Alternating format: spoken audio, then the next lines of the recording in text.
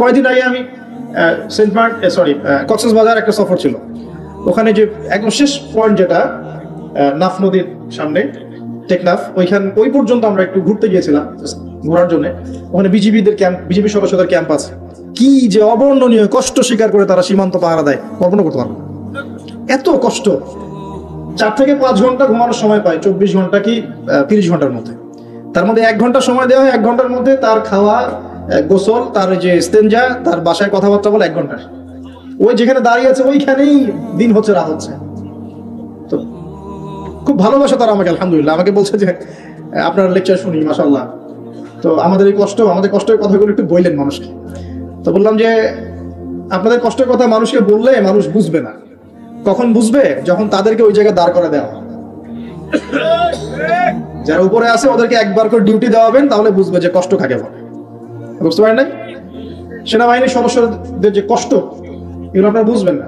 Police প্রশাসনের ভাইরা আছে না, যে কষ্ট করে, এই কষ্টগুলো মানুষ আসলে কি জন্য করছে? আমরা উত্তর কি? যদি এই কষ্টের উদ্দেশ্য হয় শুধুই দুনিয়া, তাহলে এই কষ্ট দুনিয়াতেই শেষ হয়ে যাবে। আর যদি কষ্টের পরকাল, যে আমি এসব দিনের স্বার্থ জড়িত থাকে, প্রত্যেকটা সেকেন্ড আপনি নাকি পাবেন ইনশাআল্লাহ। একটা হাদিস এসেছিল, ওনাদেরকে শোনাইছে হাদিসটা, যে একটা হাদিস এসেছে যে মুসলিম রাষ্ট্রের সীমান্ত পাহারা দেওয়ার জন্য যারা এভাবে বিনিদ্র রজনী কাটায়, তারা এই যে তাহাজ্জুদ গোজার, সওম পালনকারীদের সমান নেকি পায়। এবং ওই অবস্থা যদি ইন্তেকাল হয়ে যায়, শহীদ হয়ে যাবে ইনশাআল্লাহ।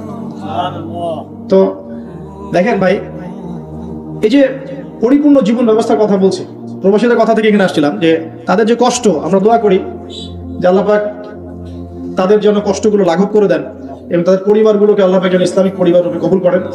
অনেক সময় দেখা যায় যে প্রবাসের স্বামী এদিকে বাসায় স্ত্রী পরকীয়া করতেছে, দেখেন নাই? কত ঘটনা এরকম ঘটতেছে। তো এরকম নিমক হারাম মহিলাদের সাথে সংসার করবেন না। সুন্দর মতো বসবেন, বসে সেপারেট করে দিবেন। এসব নিয়ে চলার কোনো মানে হয় না। তো আপনি প্রবাসে গিয়ে মাথার ঘাম পায়ে ফেলে রেমিটেন্স পাঠান, টাকা পাঠান, আপনার টাকা দিয়ে পরিবার চলে, সমাজ কল্যাণমূলক কাজ হয়, দেশের জিডিপি বাড়ে, রিজার্ভ বাড়ে। আপনার পরিবারের বউ এসে এই কাজ করবে, শান্তভাবে বসে চুপচাপ ছেড়ে দিন, দরকার নেই। দুনিয়াতে একটা শিক্ষা নিয়েছি, দুনিয়ার শিক্ষা হচ্ছে দুষ্ট গরুর চেয়ে শূন্য গোল অনেক ভালো। দুষ্ট গরু চাইতে শূন্য গোল অনেক ভালো। আর মানুষ যখন আল্লাহকে পেয়ে যায়, হ্যাঁ, মানুষ যখন আল্লাহকে পেয়ে যায়, তখন সে দুনিয়ার আসল বাস্তবতা বুঝতে পারে, দুনিয়া কি জিনিস। আলী রাদিয়াল্লাহু আনহুর একটা বই পড়ছিলাম, উনার যে মানে দর্শনগুলা, উনার যে মানে চিন্তা ভাবনাগুলো, উনার কিছু লেখা ছিল, কিন্তু এগুলো সব জায়গায় আসে নাই। এই বইগুলো সবাই পায় না, কিন্তু রেয়ার বই। তো ওখানে দুনিয়ার এক্সাম্পল দিচ্ছেন উনি বলছেন দুনিয়া এমন জায়গা যেখানে কেউ যদি ডুব দেয়, সমুদ্রে ডুব দেওয়ার মতো জাস্ট ডুব দেয়, তাহলে তার আমল, যত নেক আমল, সব আমল কমে আসবে। এটা কিন্তু বাস্তব। দুনিয়াতে ডুব দিবেন আপনি, দেখবেন আপনার নেক আমলগুলো কমে আসতেছে। তিনি বলছেন দুনিয়া হচ্ছে সাপের মতো। কেমন? সাপের মতো। ধরতে নাকি খুব সফট লাগে, ধরতে খুব স্পর্শ করতে সফট মনে হয়, কিন্তু এর বিষ যদি একবার ঢুকে দেয় শরীরে, আর রেহাই নাই। কথাগুলোর গভীরতা অনেক। এক জায়গায় লিখছেন উনি যে আমি 2 শ্রেণীর মানুষকে নিয়ে খুব সমস্যা আছে। এক শ্রেণী হচ্ছে যারা জাহেল আবেদ, মানে ইবাদত করে, অনেক ইবাদত করে কিন্তু জাহেল, জ্ঞান নাই কিন্তু ইবাদত করে, এদেরকে নিয়ে আমি খুব সমস্যা আছে। আর এক শ্রেণী হচ্ছে যারা ব্যক্তিত্বহীন আলেম, এদেরকে নিয়ে আমি সমস্যা আছে। আলেম কিন্তু কোনো ব্যক্তিত্ব নাই, এই জন্য মানুষ তার কাছে আসে না, দূরে সরে যায়। ব্যক্তিত্বহীনতার কারণে অনেক আলেম থেকে মানুষ দূরে সরে যায়, কিন্তু একজন আলেম যদি ব্যক্তিত্বশীল হয়, মানুষ তার কাছে আসে। খেয়াল করে দেখবেন। তো উনি বলছেন আমি এই 2 শ্রেণীর মানুষকে নিয়ে সমস্যা আছে, আর পড়তে শুরু করলে মনে হয় যে পড়তেই থাকি। বলছেন যে আমি অনেক জায়গায় ঘুরলাম, অনেক কিছু দেখলাম, শুনলাম, বুঝলাম, শেষে গিয়ে বুঝলাম যে মানুষ শুধু স্বার্থের জন্যই মানুষের কাছে থাকে। বলছেন তিনি বলছেন তুমি যদি ভালোবাসাকে বাড়াতে চাও তাহলে মানুষের সাথে খুব বেশি মেলামেশা করতে চাও, একটু কম মেলামেশা করো, একটু দূরত্বে থাকো, তোমাকে মানুষ ভালোবাসবে। আর তুমি যদি খুব বেশি ডুব দাও না, তখন তোমার মূল্য আর ব্যক্তিত্ব নষ্ট হয়ে যাবে। এক একটা কথা কতগুলো বলে শেষ করবো, অনেক আছে। এক পর্যায়ে তিনি ফাতিমা রাদিয়াল্লাহু আনহার যে ইন্তেকাল, এই ইন্তেকালকে নিয়েও 2টা লাইন লিখেছেন। এই লাইনগুলো পড়তে গিয়ে চোখ দিয়ে পানি চলে আসছে। তিনি বলছেন তোমাকে কতদিন দেখি না, কতদিন ছুঁয়ে দেখি না, কতদিন তোমার কাছে যাই না। সবাই বলে তুমি আমার থেকে দূরে, কিন্তু সত্যি কথা হচ্ছে তুমি আমার কলিজার ভিতরে আছো। এমন করে লিখেছেন ফাতিমা রাদিয়াল্লাহু আনহা সম্পর্কে। হে আমার প্রিয়তমা, তোমাকে কতদিন দেখি না, তোমার চেহারা কতদিন দেখি না, তোমাকে কতদিন ছুঁইতে পারি না। হ্যাঁ, সবাই বলে তুমি আমার থেকে দূরে চলে গেছো, কিন্তু আমি জানি তুমি আমার কলিজার বক্ষ পিঞ্জরে আছো, লিখেছে কবিতা। তো আপনারা একটু পড়াশোনা করবেন। স্পেশালি আমি আপনাদের এনকারেজ করি যে চার খলিফার জীবনী অবশ্যই পড়বেন।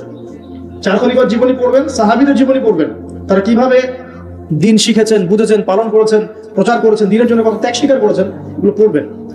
আমি খুব রিকোয়েস্ট করি আপনাদেরকে যে আপনারা ইতিহাস পড়বেন। রাসূল সাল্লাল্লাহু আলাইহি ওয়াসাল্লামের জীবনী থেকে শুরু করে একদম অটোমান এম্পায়ার পর্যন্ত ইতিহাসগুলো পড়ে দেখেন কিভাবে ইসলাম আজকে এই জায়গায় আসছে, আপনি চিন্তাই করতে পারবেন না। কত চড়াই উতরাই পেরিয়ে যে ইসলাম আজকে এই জায়গায় আসছে, আপনি চিন্তাই করতে পারবেন না। প্রিয় ভাইরা, আমাদের নবীজি সবচেয়ে ভালো মানুষ হওয়া সত্ত্বেও তাকে কিন্তু গালি খেতে হয়েছে এবং হত্যার চেষ্টাও করা হয়েছে। মনে রাখবেন, শুধু সৎ কাজের আদেশ করার নাম ইসলাম নয়, শুধু আংশিক বিষয় পালন করার নাম ইসলাম নয়, অসৎ কাজের নিষেধের নামও ইসলাম, এবং আল্লাহ নিষেধগুলো ছেড়ে দেওয়ার নামও ইসলাম। আল্লাহ পাক এটাই বলছে সূরা বাকারা 84-85-তে, তোমরা কি কিতাবের কিছু অংশ মানো, কিছু অংশ মানো না। ফামা জাযাউ মা ইয়াফআলু যালিকা ইল্লা খিzyun ফিল হায়াতিদ দুনিয়া, দুনিয়াতেই আমি লাঞ্ছিত করে দেব এমন অপরাধ করলে। ওয়া ইয়াউমাল কিয়ামা ইউরাদ্দুনা ইলা আশাদ্দিল আযাব, কিয়ামতের মাঠে সবচেয়ে যন্ত্রণাদায়ক শাস্তি এদেরকে দেওয়া হবে। কাদেরকে? যারা কিতাবের কিছু অংশকে মানে, কিছু অংশ মানে না। পারি না পারি, আগে আকীদা পরিষ্কার রাখবো যে ইসলামের প্রত্যেকটা বিষয়ে হেদায়েত আছে, এটাই চূড়ান্ত দিন, এর বাইরে কোনো দিন আল্লাহর কাছে গ্রহণযোগ্য হবে না। কেউ চর্চা করলে তা কোশ্চিনকালও কবুল করা হবে না। এবার আসেন, এর ভিত্তি কি? এর ভিত্তি হচ্ছে দুইটা। কয়টা? দুইটা। দুইটা থেকে আরো দুইটা এসেছে, এই দুইটা হচ্ছে মূল।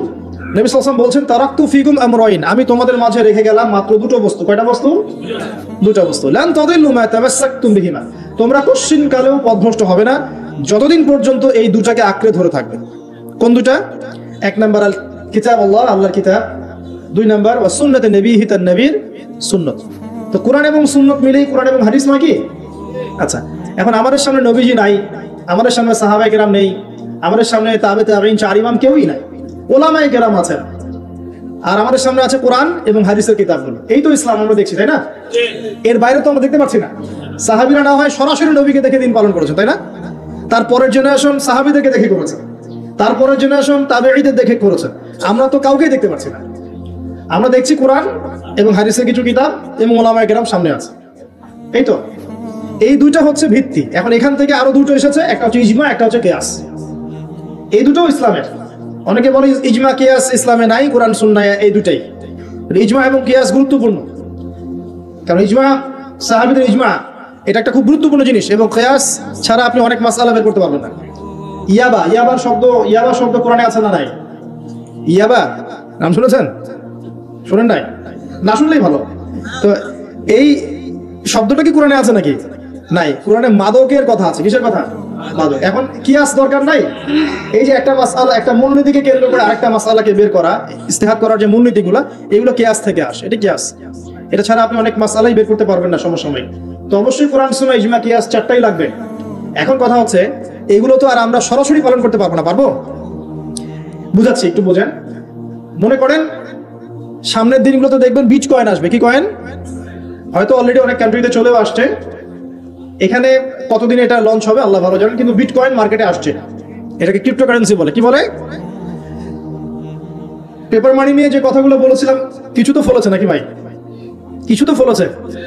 আচ্ছা, সামনে আরো ফলবে ইনশাআল্লাহ। সাস্টেইনেবল অ্যাসেট যেগুলো আছে, সেখানে সম্পদ ইনভেস্ট করেন। আপনার জমি জমা থাকলে চাষবাস করা শুরু করেন। সাস্টেইনেবল অ্যাসেট যেগুলো, সেগুলোতে ফোকাস করেন। এমন কোনো জায়গায় অনেক বেশি সম্পদ ইনভেস্ট করে দিয়েন না যেটা পরে আপনার মানে পথে বসার কারণ না হয়ে যায়।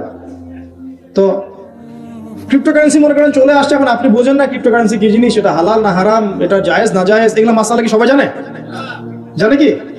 এটার জন্য কোরআন সুন্নাহর জ্ঞান লাগবে, ইকোনমিক্সের জ্ঞান লাগবে না, পড়াশোনা লাগবে। এখন সরাসরি কোরআন এবং হাদিসের বইগুলো চর্চা করে আপনি কি এর সমাধান বের করতে পারবেন কিনা? পারবেন? আপনার কি সেই জ্ঞান আছে, যোগ্যতা আছে? আর সেই যোগ্যতা কি সবার আছে? অল্প কিছু মানুষের থাকতে পারে, যারা ওলামায়ে কেরাম, তাদের এই যোগ্যতা, তাদের মধ্যে হয়তো কিছু মানুষের নাও থাকতে পারে না, কিন্তু বরেণ্য ওলামায়ে কেরাম যারা, তাদের মাঝে এগুলো থাকবে ইনশাআল্লাহ।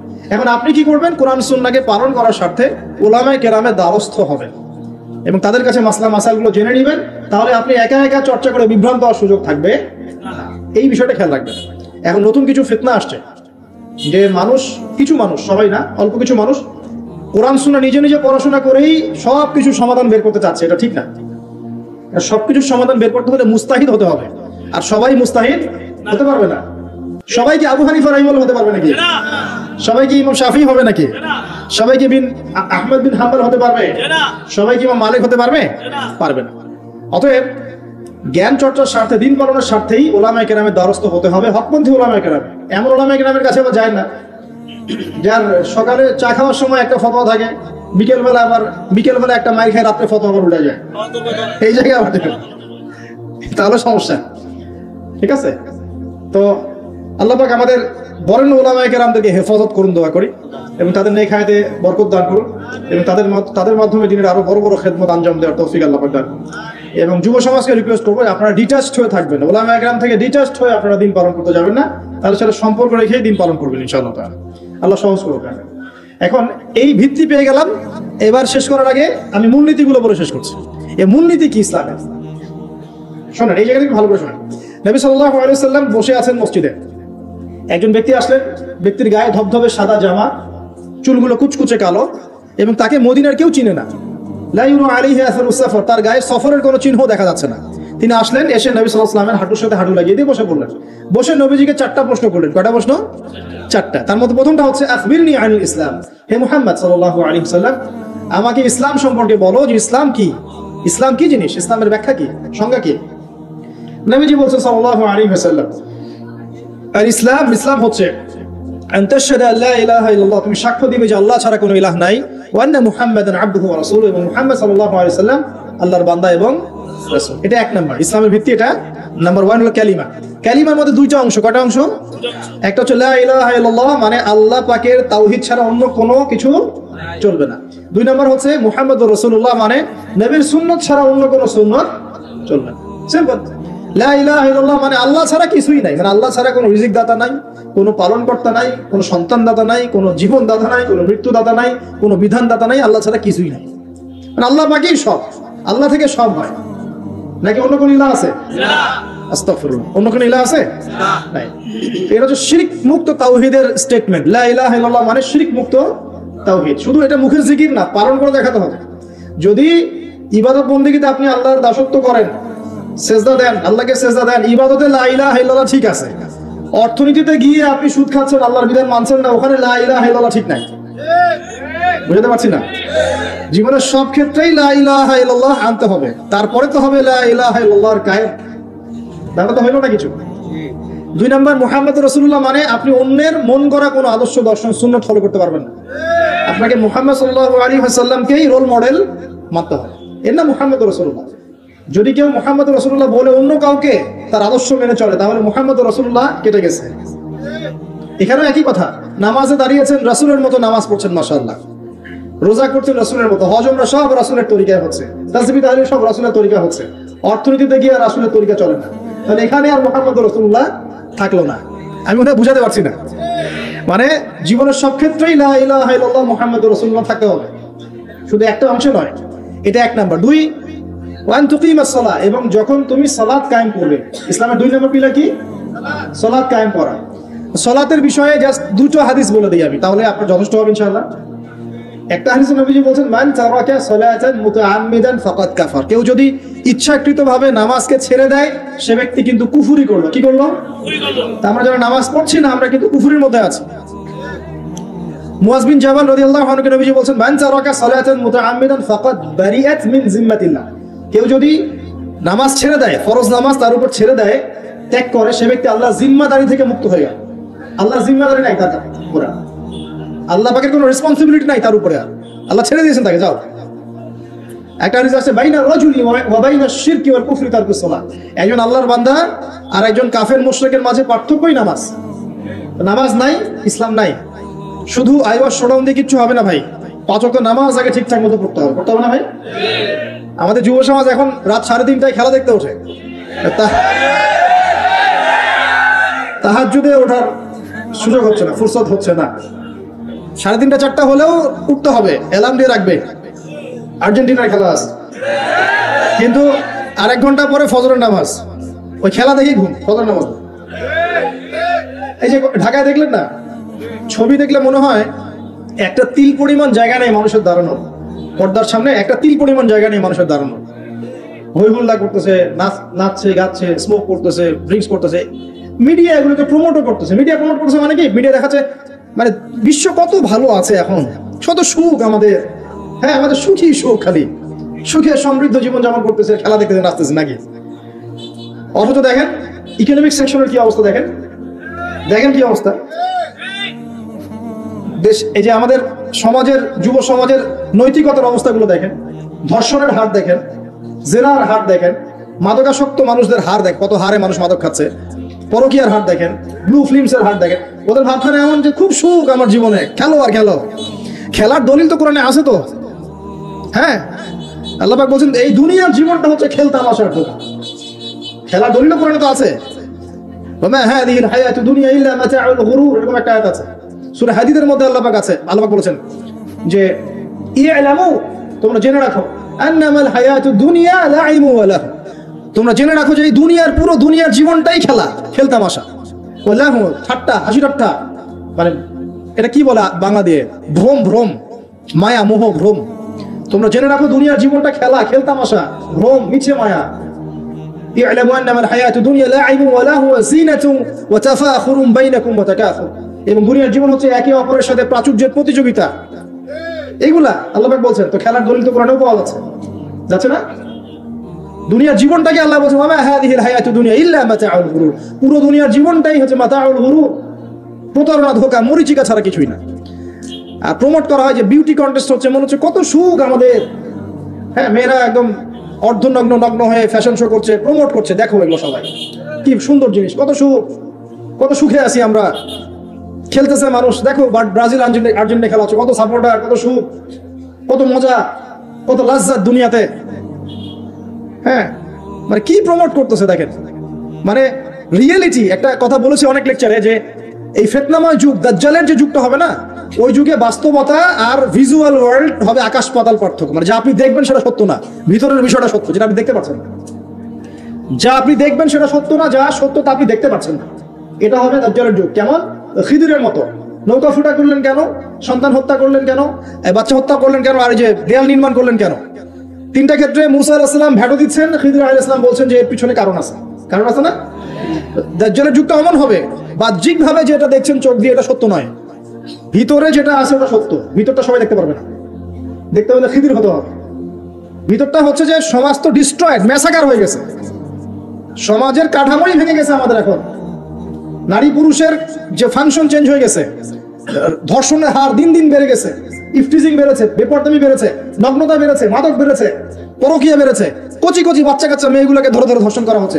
সমাজের কাঠামোই চেঞ্জ হয়েছে, সমাজের সমকামিতা বেড়েছে, প্রচুর সমকামী, খেলতামাশা, দুনিয়ার জীবনটা খালি খেলতামাশা। আর আমাদের এই যুব সমাজ, যাদের হাতে ইসলামের ভবিষ্যৎ আছে, ওদেরকে এইদিকে মোহগ্রস্ত করে রেখে দেওয়া হয়েছে। এরা নামাজ পড়ে না, কোরআন তেলাওয়াত করে না, আলেম ওলামার সাথে কোনো সোহবত নাই, কোনো সম্পর্ক নাই, হাদিসের কিতাব নাই বাসায়, দাড়ি নাই, ইসলামিক লেবাস পোশাক নাই, ইসলামিক মূল্যবোধ নৈতিকতা নাই, আল্লাহ রাস্তায় সময় দেওয়ার কোনো মানসিকতা নাই। এই যুবক ছেলেপেলেগুলো কিনে নাচতেছে মিডিয়া। কি করবে এরা দেশের জন্য? যারা এরকম অন্য একটা রাষ্ট্র, যে রাষ্ট্র আমাকে চিনেই না, ওর খেলায় সে হুজুকে লাফায়, এ দ্বারা রাষ্ট্রের উন্নয়ন হবে নাকি? আজীব কথা বলেন, এইসব লোকজন দ্বারা রাষ্ট্রের উন্নয়ন হবে নাকি? যখন আমরা এই খেলতামাশায় ব্যস্ত আছি, দেখবেন পশ্চিমারা ঠিকই ওদের উদ্দেশ্য বাস্তবায়ন করছে। কি ঝোঁকে ঝোঁকে একটা কথা আছে না, হিন্দুদের সাথে আমরা মিশতাম ছোটবেলা, আমাদের বন্ধু ছিল অনেকে, বলতো ঝোঁকে হরি বল, একটা কথা বল, ঝোঁকে ঝরে বক পরে ফকিরের কেরামতি বলে একটা কথা আছে না, মানে হুজুকে মাথা আবেগে মারতেছে না। কি আশ্চর্য একটা অবস্থা, কি আশ্চর্য। মানে এত সুখে আছি আমরা, এতই সুখ, খাবার পানি বাসস্থান বেকারত্ব কত সমস্যা নিয়ে ভুগতেছি আমরা, এতই সুখ যে বিশ্বকাপে রাস্তা হবে আমাদেরকে। আবার এটাকে মুসলিম কান্ট্রির মধ্য দিয়ে জায়েজ করে নেওয়ার একটা পায়তারা চলছে। আয়োজন করেছে এক মুসলিম কান্ট্রি, খেলেছে আর এক মুসলিম কান্ট্রি। হ্যাঁ, এবার এটাকে দলিল নিয়ে এসে এটাকে জায়েজ করে একটা টেন্ডেন্সি চলছে, ফাইজলামি শুরু করছে। অথচ যেখানে যেখানে এগুলো হচ্ছে তার পাশে ইয়েমেন পড়ে আছে, তার পাশে সিরিয়া পড়ে আছে, যেখানে লক্ষ লক্ষ মানুষ না খেয়ে পড়ে আছে। ইয়েমেনে লক্ষ লক্ষ শিশু না খেয়ে মরতেছে এখন ওদের। 2013-14 সাল থেকে নিয়ে 2022 পর্যন্ত প্রায় 3.5 লক্ষ মানুষ মারা গেছে ইয়েমেনের এই ঘটনাগুলো, গৃহযুদ্ধ এবং এই যে আরব কান্ট্রিগুলোর মধ্যে কনফ্লিক্টের মধ্যে, এবং প্রায় 60% সেখানে বাচ্চা কাচ্চা। আপনি এত টাকা পয়সা খরচ করে এগুলো আয়োজন আমরা প্রমোট করতেছি, এর 5% টাকা ওদেরকে দিলেই তো ওদের 3 বেলার খাবার হতো। সিরিয়ার মানুষগুলোকে দেখেন গিয়ে, ওখানে তো ওটা রঙ্গমঞ্চ হয়ে গেছে, মানে যে যার স্বার্থে এখানে ঢুকে। ওখানে ইসরায়েলও ঢুকছে, আমেরিকাও ঢুকছে, তুরস্কও ঢুকতেছে, ওখানে আগে রাশিয়া ছিল, ওখানে বাশার আসাদ সরকার, সব মিলে জগা খিচুড়ি অবস্থা একটা। মানুষের মানবতা জীবনযাত্রা নাই, জীবনের কোনো মূল্য সেখানে নাই। প্রচুর মানুষ ছোট ছোট ছেলেপেলে দেখবেন না খেয়ে ওখানে মারা, উদ্বাস্তুর মতো তাঁবুর নিচে জীবনযাপন করে। এটা দেখেন না চোখ দিয়ে? ওখানে একটা খেলা, হুদাই একটা খেলা নিয়ে এত লাফালাফি করতেছে, পাশে এতগুলো মানুষ না খেয়ে মারা যায়, কোনো খবর নাই। নিজে ভরপেট খাই, প্রতিবেশী অনাহারে থাকে, মুমিন হবে? কিসের ইসলাম ফলো করতেছি আমরা আসলে? আমরা যে ইসলামটা ফলো করতেছি এটা পশ্চিমাদের শেখানো ইসলাম। আমরা রাসূলুল্লাহ সাল্লাল্লাহু আলাইহি ওয়াসাল্লামের শেখানো ইসলাম ফলো করতেছি না। আমার স্ট্রেট কাট কথা একদম। আমরা যে ইসলামটা ফলো করতেছি এটা হচ্ছে পশ্চিমাদের শেখানো ইসলাম। রাসূলুল্লাহ সাল্লাল্লাহু আলাইহি ওয়াসাল্লামের ইসলাম ফলো করলে আজকে আমাদের অবস্থাগুলো হতো না। আল্লাহ পাক আমাদেরকে বোঝার তৌফিক দান করুন। আমি শুধু ফাযাক্কির ইন্নামা আনতা মুযাক্কির, আল্লাহ পাক যে বলেছেন তুমি উপদেশ দাও, তুমি শুধু উপদেশ দাতা, লাস্তা আলাইহিম বিমুসাইতির, কারো প্রতি তুমি দারোগা নাও, আমরাও কারো প্রতি দারোগা নই। কিন্তু পুরো বিশ্বের প্রেক্ষাপটটাকে কোরআন সুন্নাহ দিয়ে ব্যাখ্যা করার দায়িত্ব আমাদের। কেউ গ্রহণ করলে করবে, না করলে করবে না। তার কবরে সে যাবে, আমার কবরে আমি যাবো, সিম্পল, শেষ। এটা সত্যটা স্পষ্ট করতে হবে। প্রিয় ভাইয়েরা, পরিপূর্ণ দিন পালন করে যুবকদেরকে বলবো, দেখুন শেষ করার আগে বলে দেই, নামাজ ছাইরেন না, লা ইলাহা ইল্লাল্লাহর উপর থাকেন, মুহাম্মদুর রাসূলুল্লাহর উপর থাকেন, নামাজ ছাইরেন না। আপনার উপরে অনেক দায়িত্ব আছে, উম্মতে মুহাম্মাদের অনেক জিম্মাদারি আপনার কাঁধে আছে। নিজেকে চিনতে শেখেন। আপনি 8-10টা বিধর্মীদের মতো নন, আপনি একজন মুসলিম যুবক, আপনার উপরে অনেক দায়িত্ব আছে। আপনাকে আল্লাহ পাক ওই খেলায় বাঁশি বাজানো আর রং তামাশা করার জন্য সৃষ্টি করেন নাই। আর এই বিষয়ে আমি আপনার চেয়ে একটু হলেও বেশি বুঝবো, কারণ আমরা জানি এর ভিতরে গল্পগুলো কি। এখানে বড় একটা জুয়া থাকে, জুয়া, এখানে পুরো বড় একটা বিজনেস এবং জুয়া থাকে, যেটা আপনারা বুঝবেন না। তো এই জন্য আপনাদেরকে আল্লাহ পাক সৃষ্টি করেন নাই। নিজেকে চিনতে শেখেন। আপনি কে? আয়নার সামনে দাঁড়ান। আপনি একজন মুসলিম যুবক, আপনার অনেক দায়িত্ব আছে। আল্লাহ পাক আপনাকে অনেক দায়িত্ব দিয়ে পৃথিবীতে পাঠিয়েছেন।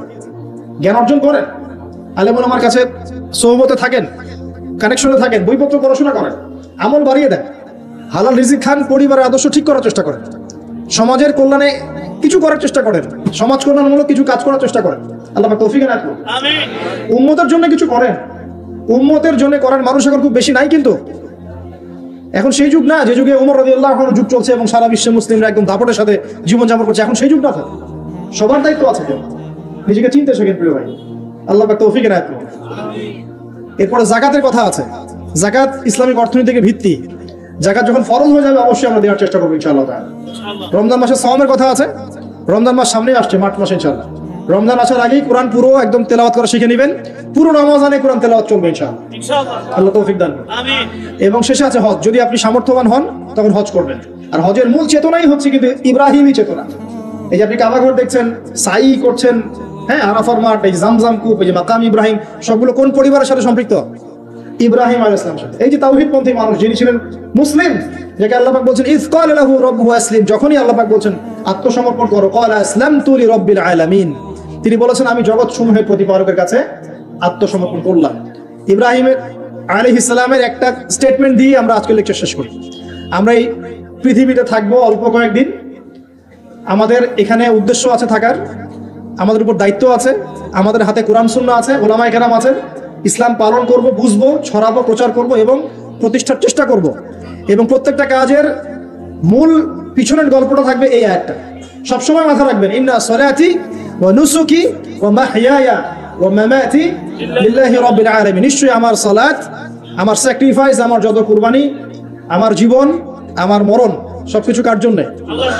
আল্লাহ পাক আমাদের সবার সালাত, স্যাক্রিফাইস, জীবন মরণকে আল্লাহর পথে কবুল করুন, আমিন। এই বাংলাদেশকে যদি আমরা একটা মদিনা রাষ্ট্র বানাতে পারি, ইনশাআল্লাহ কালকে গাজওয়াতুল হিন্দ হবে ওটার জন্য রেডি আমরা। পাকিস্তানের কাছে কিছুই নাই, আছে খালি 10টা 12টা পারমাণবিক অস্ত্র, তাতেই ভয়ে কাঁপতে থাকে। চায়না খালি একটু ভয় দেখায় যে আগাইলে কিন্তু সিকিম নিয়ে নিব, আগাইলে কিন্তু চিকেনটা গিলে ফেলবো। চায়নার ওই ছোট ছোট যোদ্ধাদের কাছে যে মাইকটা খায়, আর আমাদের এখানে দেখা যায় যে সীমান্তর মধ্যে একটা কৃষকও যদি সীমান্ত থেকে দূরেও হাল চাষ করে, ওকে গুলি করে ফেলে। ফেলানি, ফেলানির কথা ভুলে গেছেন আপনারা? আমাদের বোন না, এরকম কতগুলো মানুষকে সীমান্ত হত্যা করে মারা হয়েছে। আজকে গুগলে গিয়ে সার্চ করে দেখেন কতগুলো মানুষকে বিগত 15 বছরে সীমান্ত হত্যা করা হয়েছে। তো এখানে আমাদের স্বাধীনতার প্রশ্ন আসে না, এখানে গণতন্ত্রের কথা আসে না, সার্বভৌমত্বের কথা আসে না, না, বরং তারা ক্ষমতার জন্য ওদের কাছে ইমান বিক্রি করে দিয়েছে।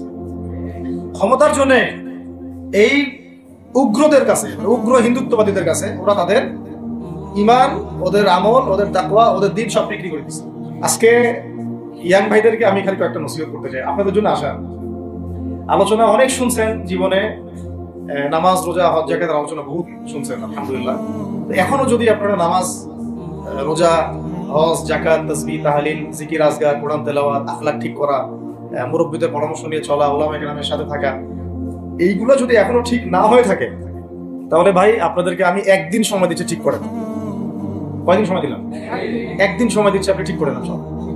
নামাজ ঠিক করে নেন, নিজের গুনাহের জন্য তওবা করেন, হারাম রিজিক থাকলে ছেড়ে দেন, পরিবার না গড়ে থাকলে পরিবার গড়েন, তারপরে রিজিকে হারাম থাকলে ছাড়েন, আপনার সন্তানকে মানুষ করেন, মুহাক্কিক বরেণ্য আলেমদের সোহবতে থাকেন, ওলামায়ে কেরামের সাথে থেকে হাত শক্তিশালী করেন, মাদকের সাথে থাকলে ছাড়েন, গান বাজনার সাথে থাকলে ছেড়ে দেন, যত কবিরা গুনাহ সব ছাড়েন। ছেড়ে নিয়াত করেন যে আগামী যদি আমি 10 বছর বাঁচি 10 বছর, 20 বছর বাঁচলে 20 বছর, 100 বছর বাঁচলে 100 বছর আল্লাহর জন্য ঢেলে দিব ইনশাআল্লাহ। এটা আলোচনা আমি নতুন করে করতে যাচ্ছি না, অনেক আলোচনা এগুলো হয়েছে। আলোচনা শুরু হচ্ছে কোথা থেকে? এখন আমাদের কাজ আছে একটা।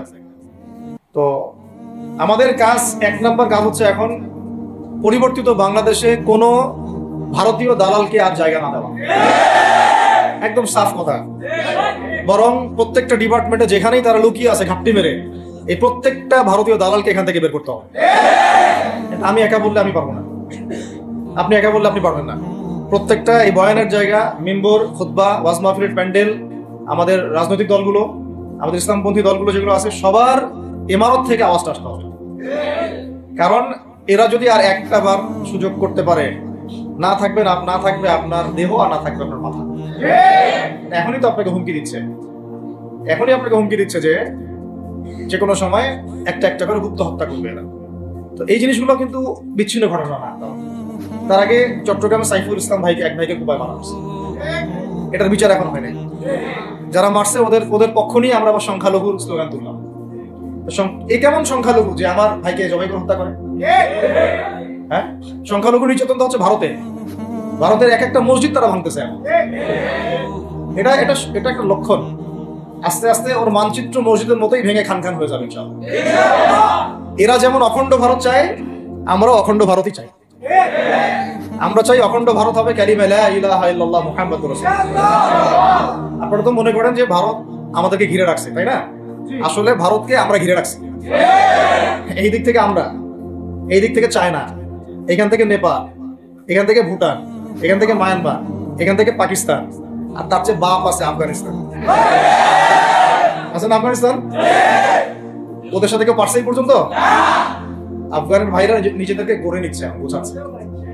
এখন কথা হচ্ছে, আমরা একটা কাপুরুষতার পরিচয় দিচ্ছি। নেপাল ওকে টাইম দেয় না, ভুটান টাইম দেয় না, মায়ানমার টাইম দেয় না, চায়না তো দেয়ই না। আর আমরা তাকে একেবারে প্রভুর আসনে বসায় রাখছি।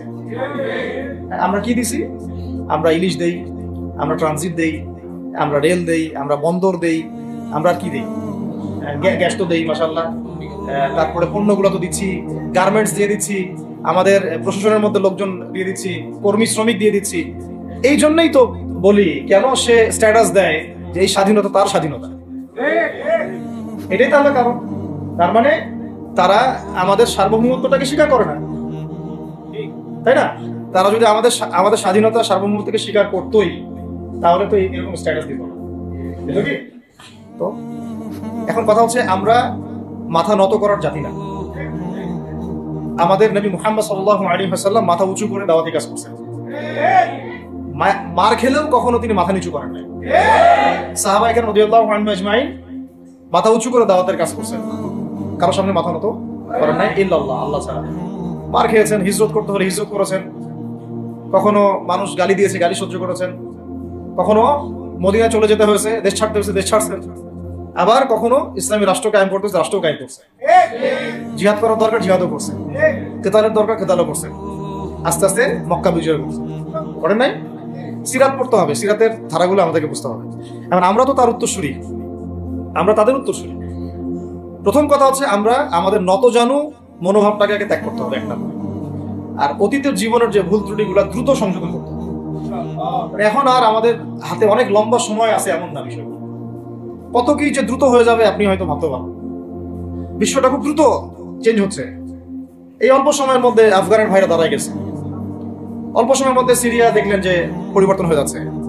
তারপরে আপনি কয়দিন পরে দেখবেন ইনশাআল্লাহ যে এই আপনার প্যালেস্টাইনের অবস্থাও পরিবর্তন হবে ইনশাআল্লাহ। তখন এরা আবার হামাসকে ঠিকই বলবে যোদ্ধা, তখন ঠিকই বলবে যোদ্ধা, এখন বলতেছে বিদ্রোহী, বলতেছে সন্ত্রাসী। হ্যাঁ, তো একটা বিষয় আগে বলে নেই, এটা বোঝার দরকার আছে যে দেখেন ফিলিস্তিনের যে অবস্থা চলতেছে সেখানে কিন্তু আমাদের তাবলিগের মেহনতটা মূল না, সেখানে আমাদের জিহাদের মেহনতটা মূল, তাই না বিষয়টা? ওখানে তো সবাই, ওখানে বোম পড়তেছে, ওখানে কি সবাই তাবলিগের মেহনত করবে না অস্ত্র হাতে নেওয়া ফরজ? এটা বোঝার জন্য আপনার তো মুফতি হওয়ার দরকার নেই। হ্যাঁ, আবার যখন আফগানে আমেরিকা হামলা চালাইছিল তখন কি শুধু তাবলিগটা ফরজ ছিল না ওদের হামলা প্রতিরোধ করা ফরজ ছিল? ফরজ ছিল। একই অবস্থা সিরিয়াতে হয়েছে, কিন্তু বাংলাদেশে এখন সেই অবস্থাটা নাই। কিন্তু বাংলাদেশে তাবলিগের মেহনত, আমর বিল মারুফ নাহির আনিল মুনকার মেহনত তো চলবে, মানে তাবলিগের মেহনত, দাওয়াতের মেহনতটা চলবে। যদি যদি কখনো বাংলাদেশে দেখা যায় যে দেশের শত্রুরা বা দিনের শত্রুরা বা উগ্রবাদীরা এই দেশের স্বাধীনতা সার্বভৌমত্বের উপর আক্রমণ করে, তখন কি আমাদের উপরে জিহাদ ফরজ হবে কিনা? এখন যদি তাই হয়, এখন আপনাদের কি মনে হয় এটার সম্ভাবনা আছে না নাই? এটুকু ইন্টেলেকচুয়াল অবস্থা তো আপনাদের আছে, এটার সম্ভাবনাও হতে পারে, আজও কালও হতেই পারে। তখন আমার প্রিপারেশনটা কি হবে সেটা আমাকে এখন জানতে হবে। আমার প্রিপারেশনটা কি হওয়া উচিত? প্রথম প্রিপারেশন হওয়া উচিত আগের সমস্ত জিন্দগিতে যা করছি নিজেকে আল্লাহর দিকে ফিরাই নিয়ে আসে। এটা প্রথম কাজ। যে আল্লাহর দিকে ফিরে আসে নাই তার সাথে না জিহাদের সম্পর্ক আছে না কিতালের কোনো সম্পর্ক আছে, সে তো আল্লাহর পথেই নাই। তো প্রিয় যুবক ভাইরা, আগে প্রথম কথা হচ্ছে আগে আপনি আল্লাহর দিকে ফিরে আসেন, এক নম্বর। দ্বিতীয় কথা হচ্ছে এরপরে আমাদের প্রয়োজন শারীরিক প্রস্তুতি। শারীরিক প্রস্তুতি যেমনটা বললাম যে কোনো অবস্থাতেই আলেম ওলামাদেরকে, দায়ীদেরকে, মুফতিদেরকে, মুহাদ্দিসদেরকে, মাদ্রাসার শিক্ষকদেরকে, খতিবদেরকে ভিতরে ঢুকতে দেওয়া যাবে না। কারণ আপনাদেরকে যদি ভিতরে নিয়ে যাওয়ার স্কোপ পায় তারা নতুন করে আবারও কেউ, তাহলে অসুস্থ রাখবে না, ফিজিক্যালি আপনি ঠিক থাকতে পারবেন না। অতএব একটা সামাজিক প্রতিরোধ গড়ে তুলতে হবে সবসময়। মানে একটা এলাকার মধ্যে একজন আলেম আছেন, সেই আলেমকে এলাকা থেকে নিতে পারবে না, তাকে নেওয়ার আগে 100 জনের উপর গুলি চালাইতে হবে, এমন একটা মুভমেন্ট থাকতে হবে। প্রতিবাদ না করলে আপনি বান্দরবনে যান, বান্দরবনের পাহাড়ি এলাকায় গিয়ে কোন একটা পাহাড়ি লোককে উঠাই নিয়ে আসেন, দেখি কত বড় সাহস আছে। আর্মি পর্যন্ত পারে না। কে পারে না? সেনাবাহিনী পারে না। পারে? পাহাড়িরা ওখানে ঐক্যবদ্ধ হয়ে যায়, ওদের মহিলারা ঝাড়ু নিয়ে সামনে চলে আসে। এই আমাদের বান্দরবনের কথা বলছে। ওখানে যে কুকি চিং একটা ফ্রন্ট গঠন করছে সশস্ত্র বিদ্রোহীরা, ওই অংশটুকুকে নিয়ে একটা মাস্টার প্ল্যান আছে ওদের। ওই অংশটুকুতে তারা একটা খ্রিস্টান রাজ্য বা আলাদা একটা পাহাড়িদেরকে নিয়ে একটা রাষ্ট্র প্রতিষ্ঠা করতে চায়, এটা ওদের স্বপ্ন। এই উদ্দেশ্যে তারা হাঁটতেছে এবং তারা অস্ট্রেলিয়ান ভাষায় কথা বলে। ওখানে তারা পতাকা বানাইছে, মানচিত্র বানাইছে, এমনকি লাস্ট টাইম আমরা ওখানে গিয়ে শুনলাম যে মুদ্রাও নাকি বানাচ্ছে। মুদ্রা বুঝতেছেন বিষয়টা কত ডিপ? আমাদের রাষ্ট্রে যে কত সমস্যা, আর জানি না যারা দায়িত্বে আছে তারা কি করতেছে, আসলে কোন দিকটা সামাল দিচ্ছে। অর্থনৈতিক দিকটা দেখবে না এই পাহাড়ি এলাকার সমস্যাগুলো মেটাবে, নাকি আমাদের মুসলিম উম্মার অভ্যন্তরীণ সমস্যাটা মেটাবে, না শহীদ ভাইদের খবর নিবে, না পঙ্গু ভাইরা যারা পড়ে আছে হাসপাতালে তাদের খবর নিবে? সিনেমা দেখতে বসে গেছে। কোন আক্কেলে সিনেমা দেখেন আপনি? সিনেমা দেখার সময় কোথায়? সিনেমা দেখার সময় কোথায়? এই যে যতগুলো ভাই শহীদ হয়েছে তাদের পরিবারের খোঁজখবর নেওয়া লাগবে না? এবং যতগুলো ভাই এখন হাসপাতালে কাতরাচ্ছে তাদের সঙ্গে হাজার ছাত্র ভাই, তাদের চিকিৎসা করানো লাগবে না? যত মানুষকে গুম করা হয়েছে ওদেরকে মুক্ত করা লাগবে না? তারাও তো জানে এটা অন্যায়, এবং যারা করে তারাও বলে এটা অন্যায়। জানেন, যারা করে তারাও বলে এটা অন্যায়। এবং আমাকেও বলেছিল যে, আমি জিজ্ঞাসা করেছিলাম যে আমাকে যদি মানে প্রকাশ্য কোর্টে চালান করে দেওয়া হয় এবং জাতির সামনে বলা হয় যে আমাকে গুম করা হয়েছে, এবং এরপর যদি বলা হয় যে আমাকে গুম করার পরে কোনো রকমের নেগেটিভ কিছু পাওয়া যায় নাই তাই আমরা ছেড়ে দিয়েছি, এই কথাটা কি বলা যাবে কি যাবে না? তারা বলছে যে না, এটা বলা যাবে না, কারণ এই কাজটা তো মানবতা বিরোধী অপরাধ, এটা করলে তো বললে তো সবাই আবার বুঝে। তো এই হলো অবস্থা। ওখানে আমরা বুঝেছি যে বাংলাদেশের প্রশাসনের দুইটা ভাগ আছে। একটা ভাগ হচ্ছে মারাত্মক রকমের ইসলাম প্রিয় এবং দেশপ্রেমিক, মাশাআল্লাহ, আমরা তাদেরকে স্যালুট জানাই, মাশাআল্লাহ। কিন্তু আপনারা ভুল জায়গায় শ্রম দিচ্ছেন, আপনারা ভুল জায়গায় মেধা আশ্রম এবং আপনাদের জীবন নষ্ট করতেছেন। আপনাদের থাকা দরকার ছিল ওলামায়ে কেরামদের সাথে, তাহলে আপনাদেরকে টক্কর দিয়ে কেউ সামনে যেতে পারতো না। আপনারা খালিদ বিন ওয়ালিদ হতে পারতেন আমাদের, আপনারা কিন্তু ওমর ইবনে খাত্তাব হতে পারতেন। ওইখানে ঢুকে আপনারা শুধুমাত্র দুনিয়ার স্বার্থে সব নষ্ট করতেছেন। আমাদেরকে বলা হচ্ছে হুজুর বদদোয়া করিয়েন না, হুজুর ছেড়ে দিচ্ছেন, আমাদেরকে বদদোয়া দিয়েন না আমার বের হয়ে, আমাদের চাকরি ডিউটি এটা। এক ভাই আমাকে কোরআন এনে দিয়েছিল, নির্জনতা, তো ওখানে নির্জনতার সঙ্গে হচ্ছে কোরআন, কোরআন এবং নামাজ। তো এক ভাই দেখেছে আমি একটু নির্জন, মন খারাপ বসে আছে, একটা কোরআন নিয়ে এসে দিয়েছে, হুজুর কোরআন পড়েন আপনি, মন ভালো। আরেকজন এসে কোরআন নিয়ে চলে গেছে, কোরআন পড়ে ওখানে যদি আপনি আবার উল্টাপাল্টা কিছু করেন, ওদের নিয়ম নাই কোরআন দেওয়া, কোরআন দেওয়ার কি নাই, নিয়ম নাই। তো এই হলো অবস্থা। কথা হচ্ছে যে এই ভাইদেরকে মুক্ত করাও তো তাদের কাজ ছিল। যে ওলামায়ে কেরামদের একজনের উপরে 3টা 4টা 5টা 10টা করে মামলা এখনো চলতেছে, তাদেরকে মুক্ত করা উচিত ছিল না? আর এই পুরো জুলুমের পিছনে যত জালেম ইনভলভ ছিল তাদেরকে আইডেন্টিফাই করে ভিতরে ঢুকানো উচিত ছিল না? হয়েছে সবকিছু? এই জিনিসগুলো আমাদের অনেক গ্যাপস আছে। এগুলো যদি এভাবে চলতে থাকে তাহলে আগামীতে আমরা যারা ইসলামিক রাজনীতি করবো বলে চিন্তা করতেছি বা ইসলামকে রাষ্ট্র ক্ষমতায় নিতে চাই, আমরাও কিন্তু বেগ পাবো, ভালো রকমের বেগ পাইব। আর বিগত সময় আমরা অনেক ভুল করছি, যেমন মন খারাপ করেন না এগুলো, আমরা ভুল করছি এই যে আমরা ওদের সাথে জোট করতে গেছি, ঠিক আছে, ওদেরকে আমরা ভাই বোন করার চেষ্টা করছি। আসলে এদের সাথে কাফেরদের সাথে কোনো পার্থক্য নেই, সেকুলারিজমে যারা আছে আর কুফার যারা, এদের মধ্যে কোনো পার্থক্য নেই। ওই কালিমা পড়া না পড়ার পার্থক্য, তো বাকি আপনার পিঠে ছুরি এরও মান ওরও মান। আর আমি ছোট মানুষ, ছোট জায়গা থেকে বলতে চাই যে আমাদের যে ওলামায়ে কেরামগণ মাঠে আছেন, যে রাজনৈতিক দলগুলো আপনারা মাঠে আছেন, এবার আপনারা কোনো রুটির টুকরার জন্য লড়বেন না, এবার পুরো রুটি নিয়ে লড়বেন। প্রত্যেক আসনে প্রার্থী দিবেন আপনারা, যেহেতু এর বাইরে সিস্টেম এখন অন্য সিস্টেমে যাওয়ার সুযোগ হচ্ছে না, তাহলে পুরো রুটিটার জন্য লড়তে হবে আপনাদের। আমাদের টার্গেট হচ্ছে এখন একটা ইসলামপন্থী সরকারকে রাষ্ট্র ক্ষমতায় নিয়ে যাওয়া, এটা আমাদের একটা প্রধান টার্গেট। আমাদের এজেন্ডা স্পষ্ট, কোনো গোপন এজেন্ডা নাই। আমাদের কি নাই? কোনো গোপন এজেন্ডা নাই। আমরা চাই বাংলাদেশে এখন একটা ইসলামপন্থী রাষ্ট্র ব্যবস্থা গড়ে উঠুক, ইসলামপন্থী সরকার শাসন ক্ষমতায় আসুক। এটার জন্য আপনাদের সবার ভূমিকা আছে। কেউ কথা দিয়ে ভূমিকা রাখবেন, কেউ লিখবেন, কেউ বলবেন, কেউ যেভাবে হোক আপনাকে ভূমিকা তো রাখতেই হবে। কারো বসে থাকার সুযোগ নেই এখন। এই রাষ্ট্রটাকে ইসলামিক রাষ্ট্র হিসেবে করার দায়িত্ব এখন সবার কাঁধে আসছে। আমরা আমাদের জায়গা থেকে বলতেছি, বাকি কাজ কিন্তু আপনাদেরকে করতে হবে। আল্লাহ পাক করার তৌফিক দান করেন। আর ইসলামপন্থী ভাইদের আপোষের যে দূরত্ব, এটা কমায় ফেলতে হবে। এই দূরত্ব রাখা যাবে না। ইখতিলাফ আছে থাক, যদি আকীদাগত মৌলিক কোনো পার্থক্য না থাকে, আমরা তো ভাই ভাই নাকি? আমাদের চেয়ে কি মানে সেকুলার আমাদের বেশি বড় ভাই? আমাদের চেয়ে কি যে নাস্তিক মুরতাদের আমাদের বড় ভাই?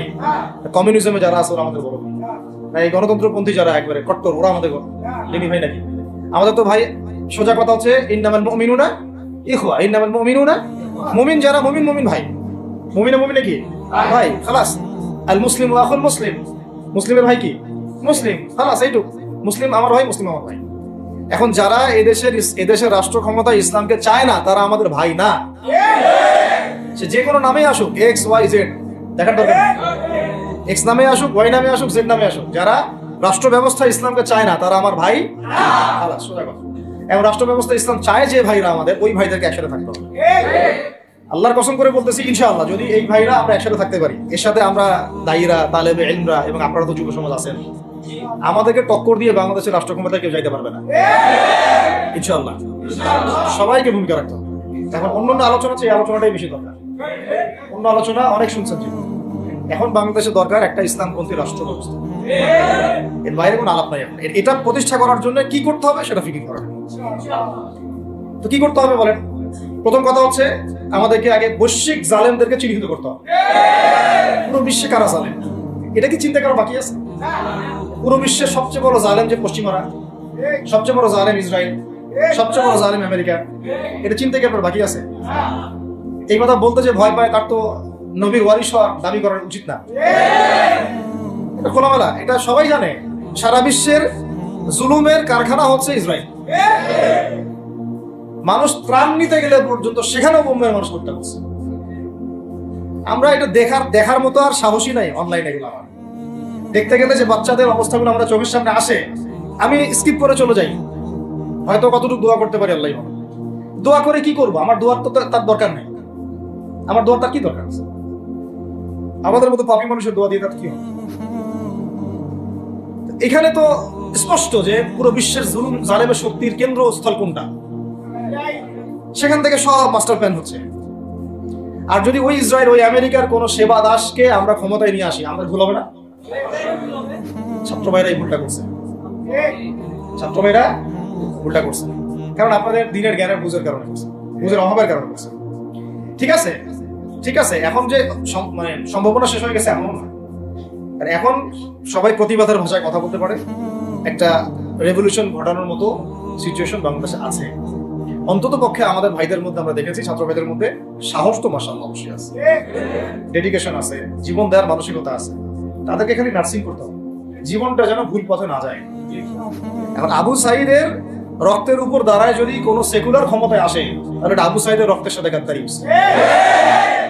এই মুগ্ধদের রক্তের উপর সিঁড়ি বানায় যদি কোনো জাতীয়তাবাদীরা আর ওই সেই গণতন্ত্রপন্থীরা, ওই ইসলামের দুশ্মনরা, ওই ভারতের দালালরাই যদি ক্ষমতায় আসে, তাহলে এটা ওদের রক্তের সাথে গাদ্দারি হচ্ছে। এই গাদ্দারির মাফ হবে না। এইটা পলাশির যুদ্ধের চেয়ে বড় মির্জাফরি হয়েছে, এটা ৭১-এর চেয়ে বড় রাজাকারী হয়েছে। আপনারা বলেন যে দেখেন, ভালো করে বুঝেন, গুম হয়েছে এক শ্রেণী, আমার কথা মন খারাপ করে না, এক শ্রেণী গুম হয়ে গেছে, এক শ্রেণী ক্রসফায়ার, এক শ্রেণীর শাপলা চত্বরে রক্ত দিছে, তাই নাই? এক শ্রেণী ওলামায়ে কেরাম মামলা নিয়ে ঘুরে বেড়াচ্ছে মাথার উপরে, এক শ্রেণীর ছাত্র ভাইরা রাস্তায় শহীদ হলো, আর এক শ্রেণীর ছাত্র ভাইরা পঙ্গু হয়ে হাসপাতালে বেডে পড়ে আছে। ক্ষমতায় গেছে কারণ নতুন এক শ্রেণী, হ্যাঁ। এবং ওখানে এমন কিছু মানুষ আছে যাদের সাথে আন্দোলনের কোনো সম্পর্ক ছিল না, সম্পূর্ণ উড়ে এসে জুড়ে বসছে তারা। তাহলে এখানে ইসলামিক রাজনৈতিক দলগুলোকে সামনে রাখা যাইতো, তাদের থেকে তো উপদেষ্টা একটাও নেয় নাই। জামাত ইসলাম থেকে একটা উপদেষ্টা নিছে কিনা? হেফাজত ইসলাম থেকে কোনো উপদেষ্টা নিছে কিনা? আমাদের চরমনাই থেকে একটা উপদেষ্টা নিছে কিনা বলেন? তার মানে রাষ্ট্র গঠনে আমাদের কোনো ভূমিকা নাই না। আমাদেরকে বুঝাইছে যে আপনারা পরে আসে, ইলেকশন দিব, তখন আপনার ইলেকশন লইল। ইলেকশন সে কবে দেয় সেটাও দেখেন, আদৌ দেয় কিনা সেটাও দেখেন। কাকে বিশ্বাস করবেন? বিশ্বাসটা করবেন কাকে? যখন মোস্তফা সারার ফারুকের মধ্যে একজন উপদেষ্টা হচ্ছে, বিশ্বাসটা আপনি করবেন? সারা জীবন মানুষকে পরকে শিখাচ্ছে, তার কোন যোগ্যতায় সে উপদেষ্টা হচ্ছে?